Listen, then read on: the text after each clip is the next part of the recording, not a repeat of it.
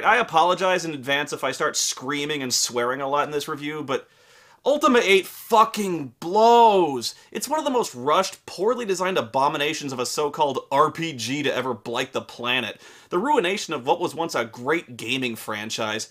You know, I don't think I've ever been as disappointed in a sequel as I was with this piece of shit with okay, now that's not fair. God damn it. I meant the most disappointing game sequel of all time with okay, fine. But this game was still god-awful, and I mean unbelievably bad. Rushed out by Electronic Arts in about 3 months, less than half completed, with almost all of its storyline and game functionality slashed and burned to meet a deadline.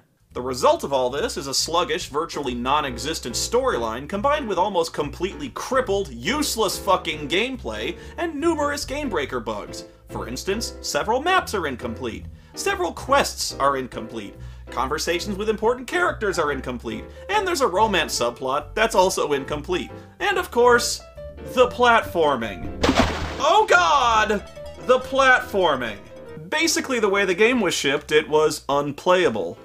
But I'll get to that in a minute. Do you have any idea the questions I had to answer when I saw this game in the store? Well, hey Mom, look! It's the new Ultima game! You know, it's like those role-playing games I play all the time?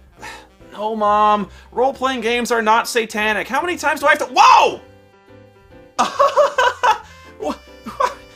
I know it looks bad, what with the, you know, the demonic pentagram and the hellish flames covering the entire box, but you play a good guy. I'm the Avatar, you know, with the compassion and goodness and virtue and justice and performing blood sacrifices to summon the devil from hell so I can absorb his demonic powers, plunging the world into a fiery cataclysm. And Mom, where are you going? Mom!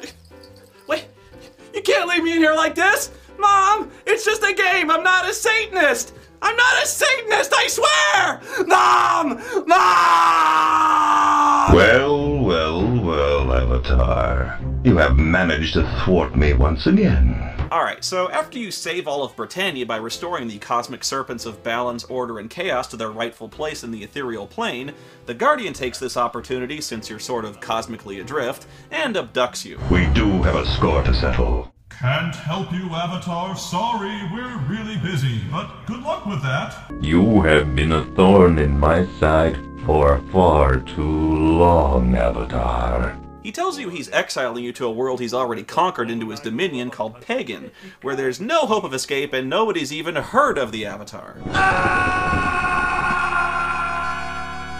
I banish you to the world of Pagan. No one here knows of the Avatar. Yeah, that's new. Nobody's heard of me. You know what? I'm still not over this. This fucking Peckerwood still pisses me off. How do you not know the goddamn Avatar? I ask. I mean, really. So the Guardian drops your ass in the ocean and promises to keep you updated as he conquers Britannia now that you're out of the way. Although all that really means is he repeats the same 3 or 4 lines through the entire game about how Britannia's burning. It's tedious. At this very moment, Britannia burns. At this very moment, Britannia burns. Hark! Is that the sweet song of lamentation I hear? At this very moment, Britannia burns. Hark! Is that the sweet song of lamentation I hear? Anyway, some fisherman named Devon hauls you out of the water in his net, and, you know, already I got big problems with this game. Just look at the Avatar. I mean, what happened? He's dressed like a fucking clown all of a sudden with some retarded bucket on his head. He doesn't look anything like he did at the end of Serpent Isle at all, and when you open your inventory, everything's gone. I mean, everything? Every single thing he had. The magic armor, the rings, the earrings, all that stuff that was literally belted on him, all the super magic serpent artifacts that made me unto a god, and now they're just gone. So I start thinking, well, maybe he was sinking in the water and he took all of it off to keep from drowning, right? But no! Look at this! He looks this way when the Guardian dumps his ass on Pagan. So what, did the Guardian like take his big fucking hand and completely undress the Avatar all by himself and then throw him this completely ridiculous set of clothes? Like, Good luck on Pagan dressed like this, shithead. Oh, man. Oh, you look like such an asshole. Woo. You don't even get to pick your character's gender or appearance anymore. You're just stuck with this blonde doofus dude. But it's just as well, because your character spends this entire time as this blank slate with a bucket on his head. Because there's no role-playing here. You don't have any choices or moral imperative anymore, and there's basically no story to speak of. Well, alright, you want to know what the story is? You wash up on shore, and Devin tells you to go talk to a sage about how to get off Pagan. Well done, mortal. The item of Blackrock which you now possess is the first key to unlocking tremendous power within yourself. Oh yeah, the 25 bucks I spent on that Ultima speech pack? Money well spent.